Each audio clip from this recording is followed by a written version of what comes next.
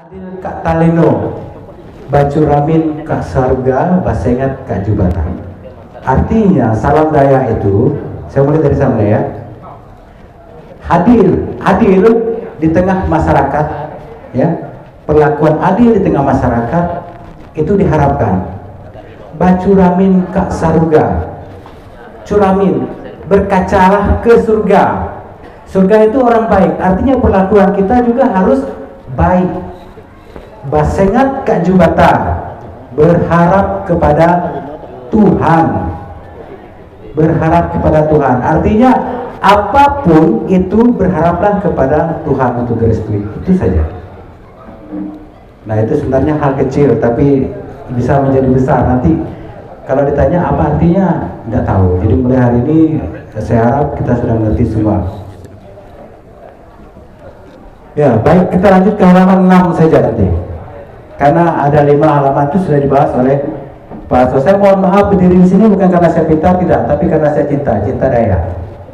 Anggap saja saya mewakili kaum muda, karena memang sering bertanya, pengurus adat itu kok yang tua-tua semua katanya. Nah, ini kadang-kadang mengkritik juga. Padahal di sini banyak kaum muda yang sangat peduli dengan kebudayaan. Contohnya salah satunya Vero Apronius. Kebetulan dia ini keponakan saya, bapaknya dan saya sepupu sekali. Ya, beliau juga ini kalau tidak salah admin di Tawak Borneo Instagram, ya. Jadi di sana semua membahas tentang kebudayaan. Jadi tidak benar sebenarnya kalau orang muda itu tidak paham adat, paham. Cuman kadang-kadang tidak diberi kesempatan, Bapak Ibu. Tidak diberi kesempatan, tidak dilibatkan. Apa yang kau ngomong kau ini kocit, apa yang tahu kau? Ini sebenarnya mematahkan semangat secara tidak langsung. Nah, hal kecil lagi sebelum saya masuk ke materi. Kita tidak paham apa itu ritual adat, apa itu ritus adat, apa itu spiritual. Nah, pokoknya kalau ada keluar tempayan, keluar mangkok, itu ritual adat. Tidak begitu. Yang kita laksanakan hari ini ritus, seremoni, ya, sesuatu yang dibuat semirip mungkin. Itu ritus. Ritual beda lagi. Kalau ritual Pak Yohanes ini sering melakukan ritual, ya. Kalau ritual otomatis tadi kan ada ayam, ada apa lagi, itu dimakan sama Pak Yohanes. Itu ritual. Dan proses melakukan ritual itu tidak sesingkat ini, pasti panjang. Spiritual itu adalah hasil, ya, hasil. Misalnya mungkin setelah melakukan ini kita berikan keamanan, ketetaman dan segala macam. Jadi tolong dibedakan antara ritus, ritual, ya, dan pencapaiannya. Kemudian menyinggung kata tadi banyak dari Pak Kades Boka, ya Pak Soya. Sebenarnya kalau yang malu mengakui budaya itu bukan baru sekarang, dari zaman dulu, dari zaman Belanda itu sudah malu. Artinya saya menikah dengan misalnya agama lain, saya melepaskan, saya bukan lagi orang Dayak, saya orang Melayu. Itu sebenarnya menyakitkan. Mengapa menyakitkan? Karena tidak bisa membedakan antara agama dan kepercayaan. Agama soal iman, kepercayaan beda lagi. Orang Jawa, kepercayaannya Jawa tetap. Nah, orang Dayak ada etnisme, kita ini agak berbeda dengan Kalimantan Timur. Kalimantan Timur apapun agamanya dia tetap mengakui dirinya orang Dayak, berbeda dengan kita. Sebutannya Senganan.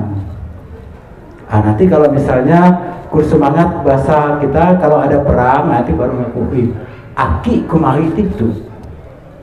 Tembawan kami agi satu ini. Ini nanti mungkin DAD saran kepada DAD, mungkin nanti bisa dibicarakan kepada MABT, kemudian satu lagi apa, MABM gitu. Nah, salah lagi yang pertama, yang selanjutnya, ini contohnya bahasa Cina misalnya. Di Indonesia itu bukan, kita sebutnya bukan orang Cina sebenarnya, tapi orang Tionghoa. Kalau orang Cina itu bukan Cina. Kalau orang Tionghoa itu artinya orang Cina yang tinggal di Indonesia menjadi warga negara Indonesia. Itu hal-hal yang kecil sekali, ya. Tapi ini sangat berpengaruh. Kemudian tadi disinggung oleh Pak Aso tentang pakaian Dayak. Yang paling menyedihkan Pak Aso lagi ada satu. Kalau tanya model pakaian Dayak kamu seperti apa, mana ketahui. Ini sedih sekali. Saya pernah ditelepon, saya tidak mengatakan dari kampung mana menelpon saya. Ketika mau ada anggota dewan mencaleg mau menyumbangkan baju, ditelepon, John, sebenarnya baju suku ini nih kayak apa sih? Nah, koti sih sebenarnya baju kami. Ini sesuatu yang aneh. Jadi mungkin kedepannya silakan setelah pulang dari sini kita sesama pencinta budaya ini kita mencari lagi, menggali lagi lebih jauh. Tidak kalah menyedihkan, asal usul kampungnya apa, mana ketahui. Contohnya, saya contohkan Landau Kodah. Landau artinya apa? Ada yang dari Landau Kodah? Pak Landau Kodah mana? Pak Landau Kodah.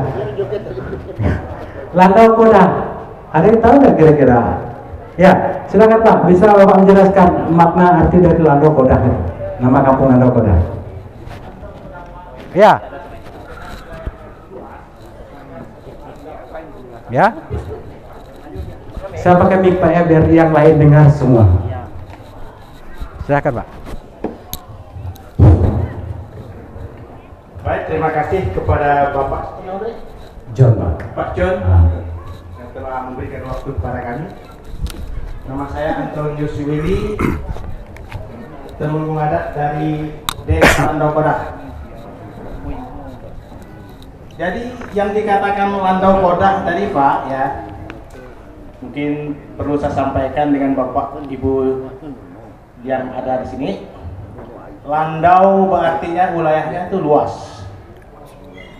Kodah itu adalah suku Ketungau Susah Kenanga Kodah tadi.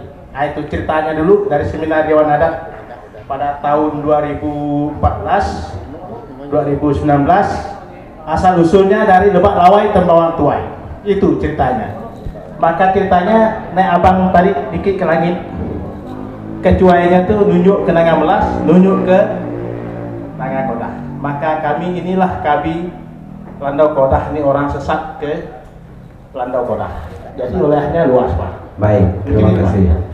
Nah, ini salah satu bukti kalau memang ada yang bisa menjelaskan, ya. Landau Kodah. Kira-kira Pak, di sana pasti ada orang sakti zaman dulu. Bapak bisa menyebutkan namanya? Nah, betul Pak. Kalau Landau Kodah itu, maka kami sana masih ada kebudayaan itu, sejarah tengkorak itu ya. Nah, masih ada. Itu ada dikatakan Beliung Bangkal, ada namanya Abu Gelap, ada yang dikatakan Ratu Sukuma, ada yang dinamakan itu Singa Tedung, ada namanya itu Ratu Semegatal. Ya. Nah, dan ini perlu saya katakan Pak, itu dikatakan Tebiong Mangkal itu yang dikatakan Abu Gelap itu, maka kalau kita mengadakan ritual itu sering dipanggilkan pakai sering kita taburkan Abu Gelap, Abu Gelita gitu. Jadi tidak kelihatan setan iblis kepada umat manusia. Baik Pak, terima kasih penjelasannya, luar biasa. Tepuk tangan dulu untuk Pak Temenggung. Di Landau Kodah, mengapa saya sebutkan Landau Kodah di sini? Karena memang di sana nyata masih ada rumah tengkorak, ya, rumah tengkorak. Di sana ada dua juga, selain macan kata Pak Kadis tadi, gelar adat juga singa. Ya. Di sana ada singa burung dan ada singa ketuntung, itu orang gaib. Nah, kalau Beliung Bangkal itu saya pernah mendengar cerita dari orang tua sana juga. Sebenarnya dia asalnya orang Benawas. Dia larinya melalui pohon kayu. Karena apa? Karena membunuh, kalau saya tidak salah, membunuh keponakannya. Begitulah ceritanya, ya. Jadi hal-hal seperti yang kecil seperti itu tolong kita pahami. Kadang-kadang kan kita menganggap itu enteng-enteng saja, ya. Kemudian kita lanjutkan ke sebelah ya. Yang cari yang ini, Pak Aceh, apakah budaya dan kesenian asli bisa diperlombakan? Saya jujur mengatakan 6 tahun lalu pernah terjadi kejadian tradisional, sesuatu yang tradisional, tarian tradisional itu diperlombakan. 6 tahun lalu kami pernah diminta untuk menjadi juri di Jogja, khusus menilai tarian-tarian eksebisi. Nah, ada terjadi debat antara kami juri, ya, yang membahas tentang tradisi yang asli itu. Apakah bisa diperlombakan? Sebenarnya tidak. Hanya sekarang kami bermain dari eksebisi. Jadi tarian itu eksebisi, pertunjukan, jadi tidak diperlombakan. Ya.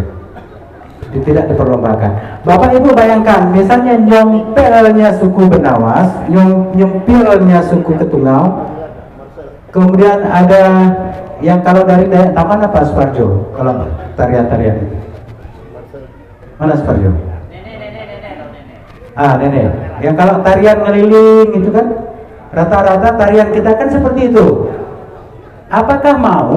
Saya bertanya, apakah mau? Misalnya punya kita dikatakan kalah dari suku lain, pasti tidak mau. Primordialisme, ya, artinya ya hal-hal yang kecil seperti itu. Ini di sini, ya, saya tidak mengatakan lain. Kabupaten Sekadau pernah melakukan perlombaan itu. Saya mengundurkan diri dari panitia, ya, pernah dilaksanakan, ya. Jadi karena apa? Karena menurut saya yang pertama, sesuatu yang tradisi itu janganlah diperlombakan. Kalau mau tunjukkan eksebisi sifatnya. Nanti sebabnya apa? Nanti lambat-lambat akan mengatakan, punya mereka tuh dikatakan bagus, padahal biasa ini. Enamat kita tarik Dayak ini terbayang ke pelan-pelan. Ya, berjam-jam, 3 jam juga begitu gerakannya. Nah, kalau kita dinyatakan salah atau dinyatakan kalah, pasti kita marah. Karena apa? Karena itu jati diri kita. Ya. Kemudian JJ Lontan, dia seorang peneliti.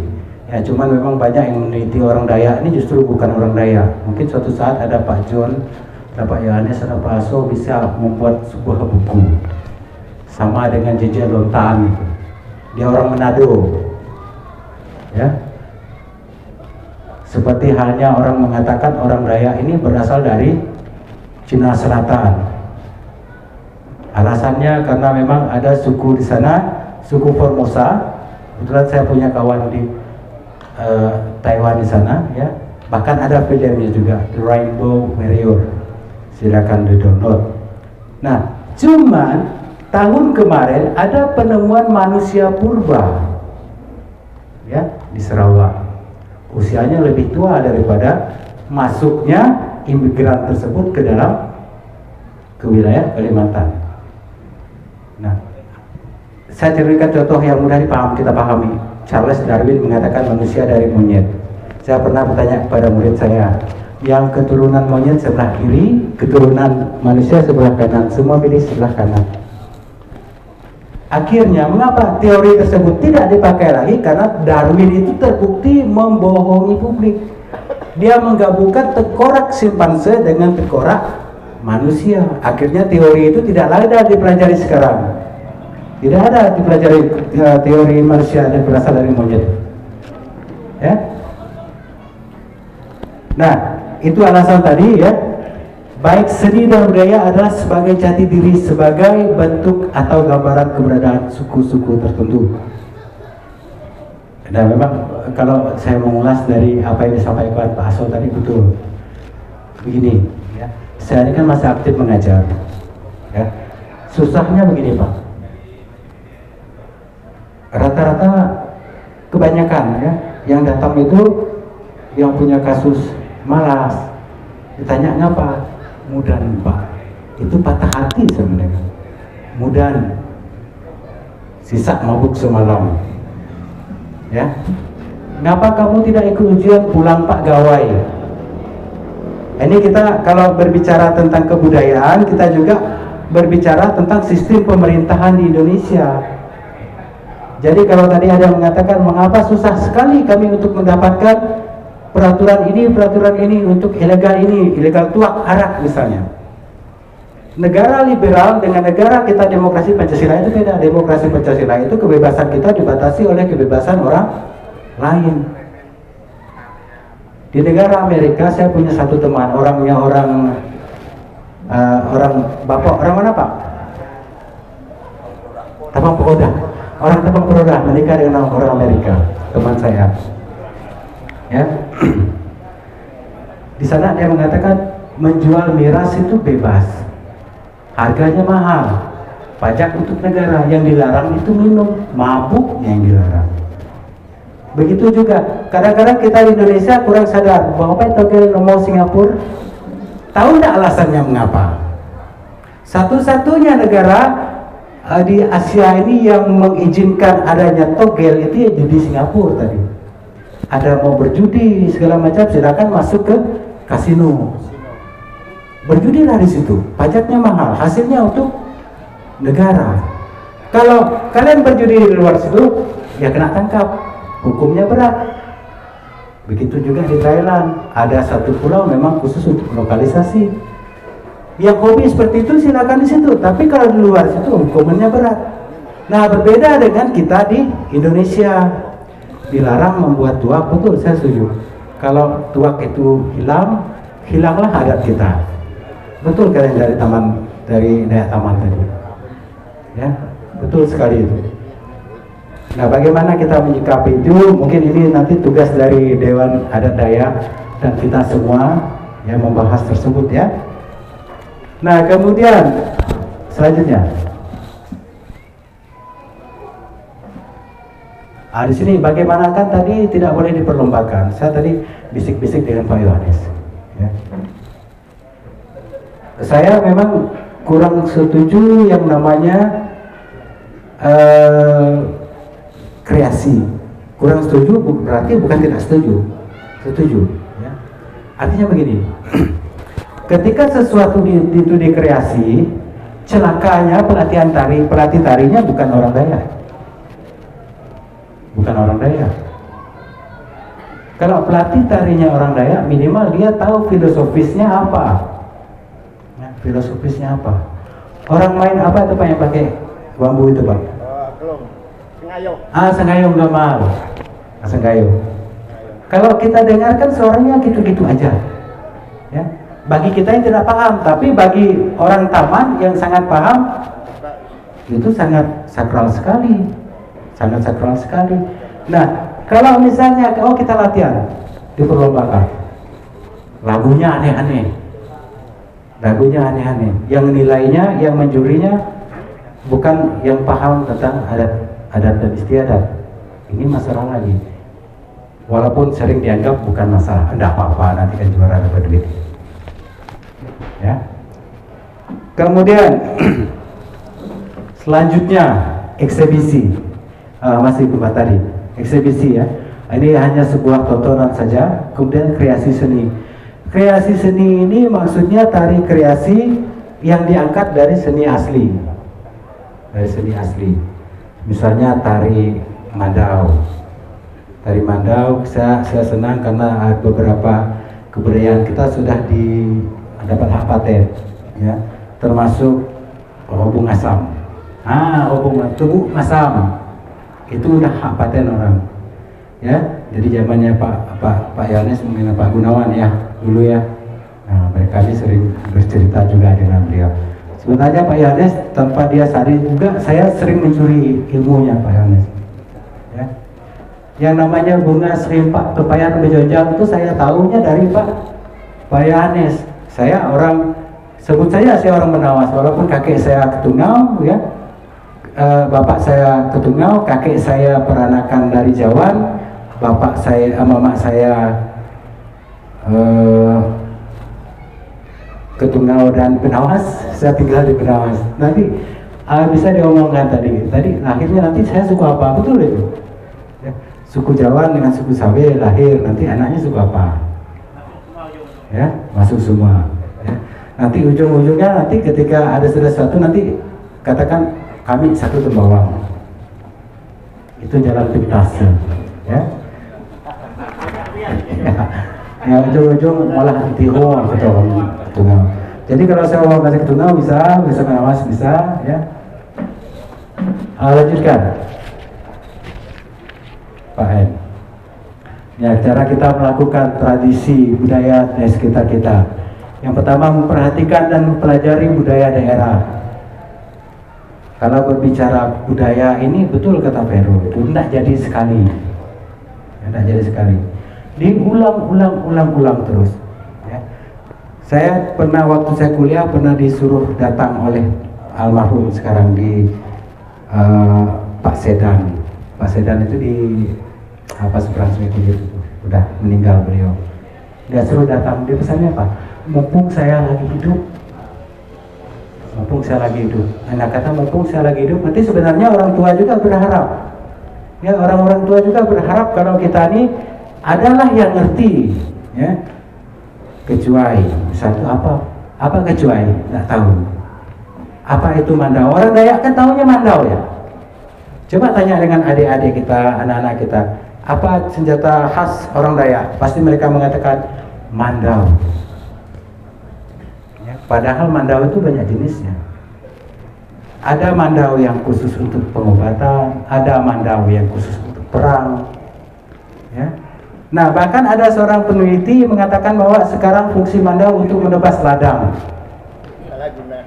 Nah, ini saya agak sedih juga. Ini sebenarnya penelitinya Pak Hamid Darmadi, Pak ya. Pak Hamid. Kebetulan saya juga dulu mantan murid mahasiswa dia. Dia mengatakan bahwa mandau itu sekarang fungsinya untuk menebas ladang. Sedih juga. Mandau. Kemudian ada tangkin itu ya, kalau kita bicara Dayak secara luas. Ada mandau. Mandau itu dibagi lagi. Mandau itu ada nyabur. Ya, ada mandau langai tingang, ada pengkayan mirip mandau, matanya yang beda. Ya, matanya yang beda. Kemudian contohnya lagi, kalau kita dari kampung kan kita kadang-kadang heran mengapa kok orang tua kalau dia pakai adat itu pakai tengkulas putih. Ada yang tahu dah bapak-bapak yang ketua adat, ya, mas, alasannya apa? Mengapa pakai kain putih di kepalanya? Ya, saya bertanya begini, ya, saya bertanya sampai ke Manis Raya, karena saya melihat rata-rata, memang ada yang menggunakan kain merah, ada yang menggunakan kain hitam. Pada prinsipnya orang Dayak itu hanya sedikit saja warnanya. Hitam menggambarkan dunia magis, merah keberanian, kuning kejayaan, putih kesucian. 4 saja warna. Tidak ada warna pink, tidak ada apa ya? Ya, hanya 4 warna. Ya, kalau warna hitam dukun mati di kain kafannya warna hitam. Ya. Kita mau berperang, anggap saja berperang, pakai tengkulas merah. Ya, pakai tengkulas merah. Berobat mereka rata-rata menggunakan kain putih di kepalanya, ada juga menggunakan kain merah. Saya pernah bertanya dengan Kemudian Adat Manis Raya, Pak, kenapa kalau orang di sini kalau ada ritual adat menggunakan kain putih untuk ikat kepalanya? Gini, ini penjelasannya. Kami ketika mereka menggunakan kain putih, katanya yang dari dunia yang kain hitam tadi melihat kami ini orang tua. Segala sesuatu kepala saya sudah putih, orang tua. Jadi yang dipanggil itu datang. Itu menurut pendapat dia. Nah, tentunya kita di sini ada suku lain lagi, banyak ya. Silakan. Ya. Nah, yang sedih lagi Pak Aso, kadang-kadang suku saya tidak bicara suku lain, saya bicara suku Benawas karena saya besar di Benawas. Antara Benawas Sungai Kunyit, Salang, misalnya seberang Kapuas, Serirang dan segala macam itu kadang-kadang adatnya beda. Ya, adatnya beda, ya. Tapi saya bahagia karena di sini datang rata-rata umurnya masih muda-muda semua. Ya, kecuali Pak Yohanes. Saya juga muda Pak, 17 tahun tambah 26. Baik, lanjutkan.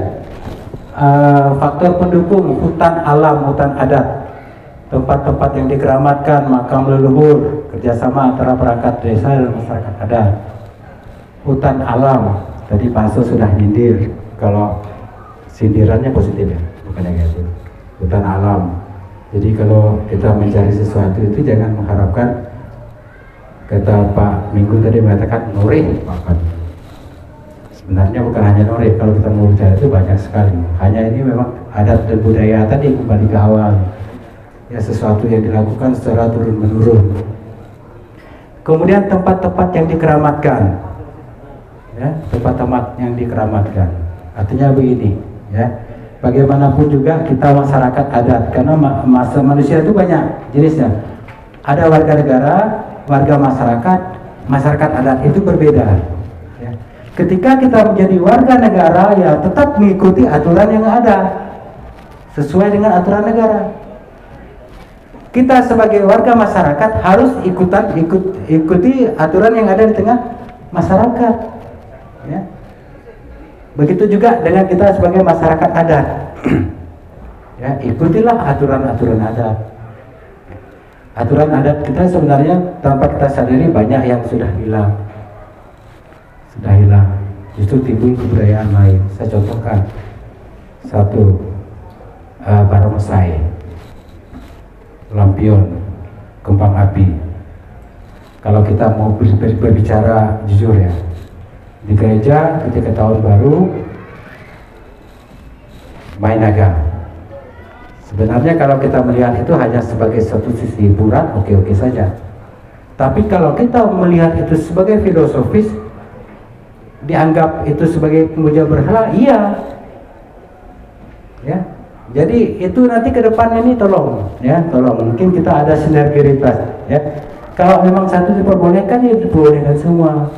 Karena yang tidak paham, oh itu kan hiburan main barongsai. Sedangkan orang gereja menganggap naga itu justru simbol dari iblis. Itu kalau kita mau bicara secara lebih detail, tapi itu bukan ranah kita. Itu bukan ranah kita. Jadi ada mungkin bisa diskusi antara masyarakat adat ini dengan pemuka-pemuka gereja atau lainnya, ya. Itu tolong. Ya. Kemudian makam leluhur. Nah, makam leluhur ini, ya, kadang-kadang tadi Pak Kanis dan Pak Hasto udah menyindir kalau ada uang maka STP jadi, Pak ya. Kuburan di situ padahal kuburan leluhur, dijual dengan 2 ekor babi, pindah hak milik, ya, pindah hak milik. Nah ini tolong.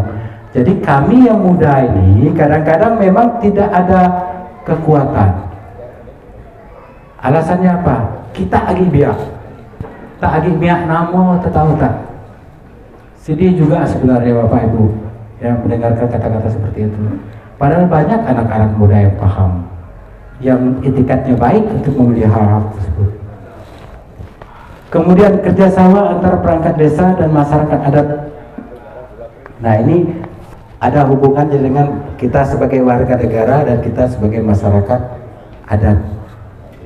Perangkat desa mereka berpatokan mereka sebagai warga negara, artinya penuh dengan aturan-aturan yang ada. Masyarakat adat, dia hanya ada di lingkungan dia sendiri, ya. Jadi kalau perangkat desa dan masyarakat adat ini tidak kompak, itu tidak akan bisa tercapai. Sebagai contoh misalnya, saya anggap saja ya, ini fiktif. Kepala desa mengatakan saya akan membuat lahan ini menjadi, anggap saja mungkin tempat wisata atau apalah, ya. Sedangkan yang lain mengatakan, oh di situ kan hutan keramat misalnya, itu kan hutan keramat. Nah, kalau bersinggungan antara perangkat desa dan masyarakat adat ini, kalau tidak ada diskusi yang panjang, itu tidak akan jadi. Kelahi dulu, betul kata Pak Hasto, kelahi dulu, ya kelahi dulu, baru ada kesepakatan selanjutnya. Nah ini yang terakhir, ya, karena ada 6 halaman tadi sudah diambil oleh Pak Asul dan Pak Kanis. Bagaimana ini ini PR ini nanti saya minta kepada dia untuk share di grup gabungan antara kepala desa dan DAD, ya. Apa dan bagaimana bentuk pakaian daerah kita masing-masing. Kalau memang pakaiannya becilai misalnya, ya, becilai, tahu kan becilai? Nah, becilai. Pakai kain putih ya misalnya. Kalau memang itu kebudayaan kita, ya akui. Jangan kita harus pakaian misalnya ketungau. Kalau ketungau masuk ke ibanik deh. Ibanik, jadi antara gendangnya, bajunya masih mirip-mirip. Tapi misalnya kalau benawas, ya, dia kita paksakan untuk menggunakan pakaian iban kan aneh. Jadi betul tadi gara-gara tidak ada baju Dayak, saya tidak datang di seminar, salah besar. Ya. Tapi satu hal, tidak ada yang pasti yang namanya kalau ini seni, saya bicara tentang seni. Nah, untuk motif-motif tersebut, ya otomatis sudah dikreasikan lagi. Ya. Kalau Bapak Ibu mau melihat bentuk-bentuk seni asli bergabungan di Facebook itu di IKD, Ikatan Kebudayaan Dayak. Di situ kalender-kalender tua orang Dayak ada, mereka posting banyak sekali. Ya. Bahkan tentang video sebenarnya pasukan khusus pertama itu justru orang Dayak, orang Iban, asal kata dari Ivan, penjelajah. Ya, penjelajah. Maka saya yakin di sini ada banyak yang tahu, pokoknya mengatakan dirinya ini dari Tampun Juah, dari Labai Lawai, gitu. Tapi ketika tanya sejarahnya seperti apa, saya yakin banyak yang tidak tahu. Ya. Yang saya pernah bertanya dengan beberapa orang yang sekarang sudah meninggal semua. Ya. Saya runtutkan dengan Wikipedia. Ya. Apa itu orang Mualang itu seperti apa? Orang Ribun itu seperti apa, orang Kanayan itu seperti apa, ya. Asal katanya apa, ada semua. Ya. Kalau mengatakan Labai Lawai, saya ingat almarhum Pak Seruan dulu, dia pernah tugas mengajar di sana. Ya. Dan saya juga pernah ke sana dengan Pak Sekundus waktu itu, mungkin belum sampai ke Labai Lawai. Sampai ke sana ada orang meninggal. Jadi pantangannya banyak. Tidak boleh besiul, tidak boleh begitu, banyak sekali. Akhirnya kami ada 7 hanya berani diam di rumah saja, tidak berani kemana-mana karena takut melanggar pantangan tersebut. Ya, ini kita sebagai warga masyarakat adat. Kalau sebagai warga negara ya tidak apa-apa. Tapi bagaimana kita mau menghormati kebudayaan orang lain? Gesekan tersebut justru terjadi dengan kebudayaan yang dilecehkan.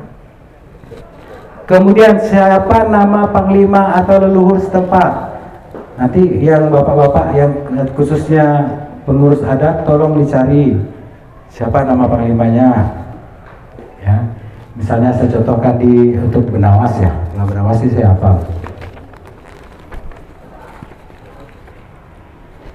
Kami dengan Pak Sekundus pernah pergi ke Gubuk Tebudak. Saya tidak puas, saya tanya dengan salah satu tetua di sana. Mengapa sih Gubuk Tebudak itu keramat gitu? Nah, saya punya catatannya.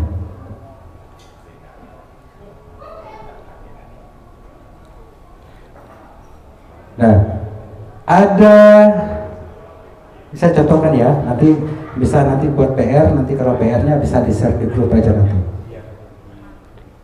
Ada di sini menurut versi Benawas ya, tadi terlepas dari versinya Landau Kedah tadi, ya. Macan Ria itu adalah bapak dari Beliau Bangkal, Rurah Lawe, dan Nibung Berayah. Itu salah satunya. Itu nama bapak mereka. Saya tanya, kebetulan bapak itu mengatakan sebelum saya mati, kamu harus tahu. Ya, padahal yang namanya mati kan kita tidak tahu. Orang sehat saja tiba-tiba mati bisa ya. Kemudian di tempat keramat tersebut ada yang namanya Riki Kemigo, Sili Mungis. Mereka menang sama dengan yang terjadi di Landau Kedah tadi. Kemudian ada Pati Suri yang menunggu Balai Cina. Di situ kalau mau berperang katanya panggil saja yang namanya Pati Suri, tapi kan kita selalu menghindari perang. Ya, jangan sampailah perang terjadi. Beberapa waktu yang lalu, dulunya sekali pernah terjadi itu, untuk mandi aja takut. Mau melihat sungai rasanya musuhnya dalam sungai. Trauma itu terlalu berat. Ya. Kemudian nama Ampagu, mungkin di kampungnya masih ada Ampagu. Diingat nama Pagunya. Kalau di Salang itu saya catat sini, ini Sengkoci Majapahit namanya, nama Ampagu. Kemudian Balai Bunyi. Balai Bunyi di situ ada Bun Belantun Sinar Macan Tapas. Itu kalau orang mau bercocok tanam, biasa mereka panggil si macan tapas. Kemudian kalau untuk berobat, mereka pergi berobat, mereka panggil siapa? Bun Belantun Sinar Macan Tapah. Tapas dan tapah. Itu sebenarnya ini kan apa sih John, kau sibuk-sibuk catat, ada gunanya nanti. Ada gunanya nanti ke depannya. Jadi kalau kita mau berbicara hal-hal yang besar tadi, seperti dikatakan oleh Pak Aso, Pak Ganis, kita harus mulai dari hal-hal yang kecil. Hal-hal yang kecil, contohnya tadi salam daya, artinya apa? Kemudian ini PR, nanti silakan mungkin ada foto-foto tua, share aja di grup. Kalau misalnya ada kegiatan, oh di kampung kami ada acara Mumai Semangat, ya, Mumai Semangat orang jatuh, bilang saja. Saya bisa datang, Suparjo Berserang, mungkin dari Alfred juga bisa datang untuk meliput. Kami tidak minta dibayar. Oh tahu turun 200.000. Tidak. Ya, kalau paling kami di sana pun nggak diberi duit, dapat kopi itu sudah bersyukur. Yang lebih bersyukur itu kami dapat ilmu, apalagi kami ini kaum muda. Saya pikir hanya itu saja. Nanti kalau misalnya ada pertanyaan, nanti kalau saya bisa menjawab, saya akan jawab. Kalau saya tidak bisa menjawab, kita akan pecahkan bersama. Karena yang kita dicari solusi di sini bukan benar dan salahnya, tapi solusinya. Kelahi dulu lah kata Pak Aso, tidak apa-apa. Terima kasih untuk moderator.